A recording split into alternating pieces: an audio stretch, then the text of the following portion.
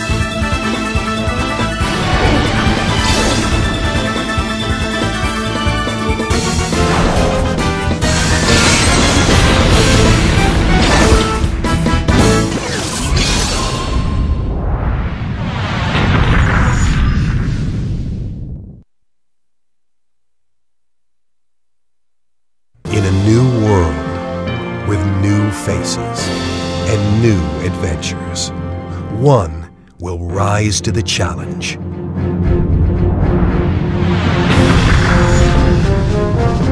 In an all-new role-playing adventure taking place in a whole new region, Pokemon come to life like never before.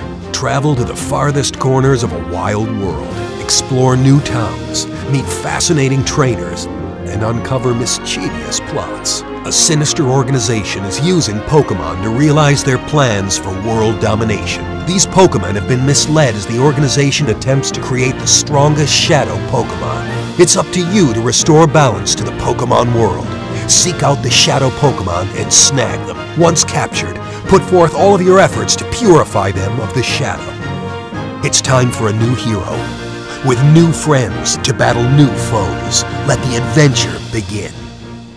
Bring your battle to the big screen with supercharged Pokemon battles, Ruby and Sapphire Pokemon, new 2-on-2 battles, and fabulous arenas beckon you to prove your Pokemon mastery. Big adventures and massive battles. The new world of Pokemon explodes onto the Nintendo GameCube with Pokemon Colosseum. So when Pokemon Colosseum initially released on the GameCube back in 2004 by game developers Genius Sonority, it opened up almost a whole new world for the Pokemon franchise.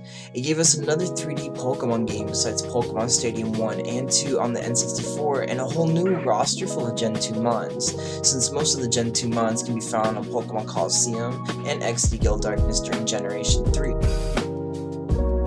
But ever since the release of Pokemon RBY and SGC on the Game Boy Color, there was really no way to transfer your mons from the older generations to the newer generations.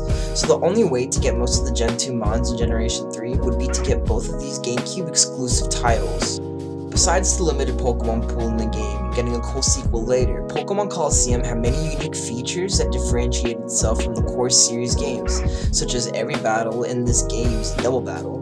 They are shadow Pokemon, and you go through the purification process to unlock a Pokemon's heart and turn it back to normal, along with being set in a new region, stealing other NPC shadow Pokemon in an action-packed storyline that I feel personally never gets old.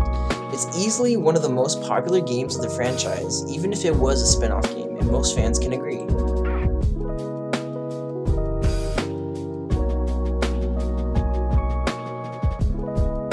Besides myself clocking in at least 300 hours in this game, and this game being my first game, I really thoroughly enjoy the series and just like its storyline and content.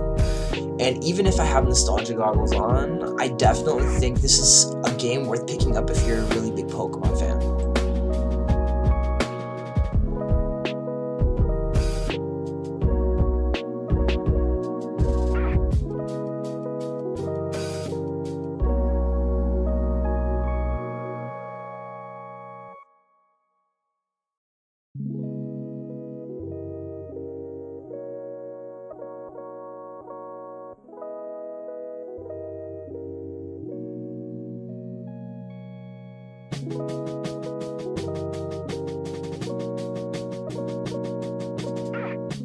I bet you guys must be wondering now, like, Peon, where's the theory?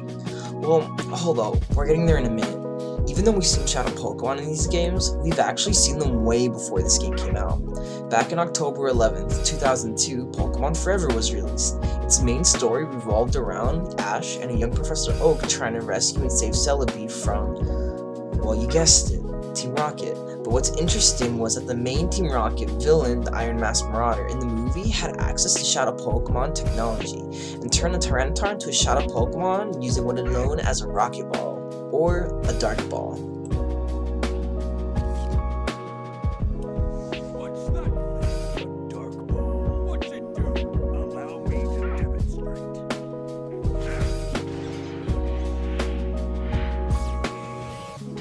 The Pokemon I catch with a dark ball become evil Pokemon, and their power instantly increases to the highest level. Come on out, Tyranitar. Does that sound familiar? Well, that's because in Pokemon Colosseum, Team Cipher has technology to turn Pokemon into shadow Pokemon, and the only way to purify shadow Pokemon in Colosseum was to go to a gate village and call upon Celebi to purify and unlock a Pokemon's heart. So already, we can make some connections between the games and the movies, since they both have shadow Pokemon and have to do with Celebi, but that's not enough evidence to piece together a theory, and this is when it gets interesting.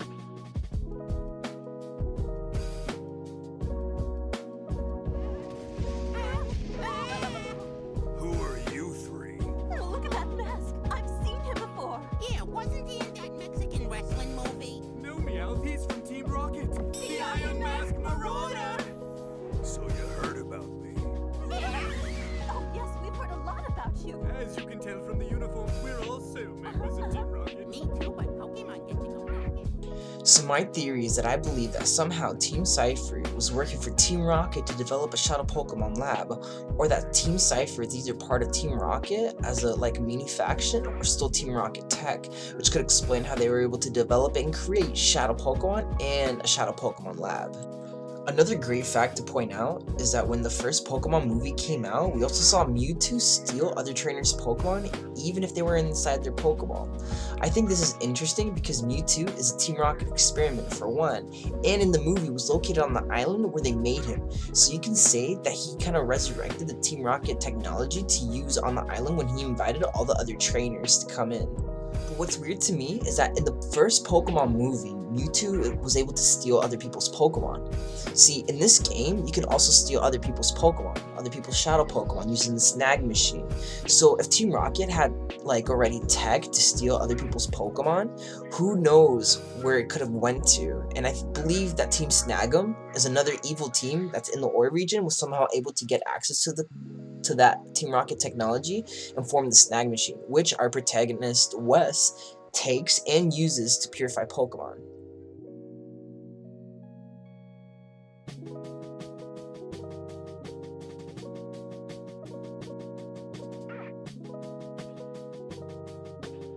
Since Pokemon Colosseum is in Generation 3, I believe that throughout the years, Team Cipher and Team Snag had the opportunity to experiment with Team Rocket tech and form snag machines and machines capable of stealing other people's Pokemon, and unlock the secrets to Shadow Pokemon technology even more and in depth than Team Rocket.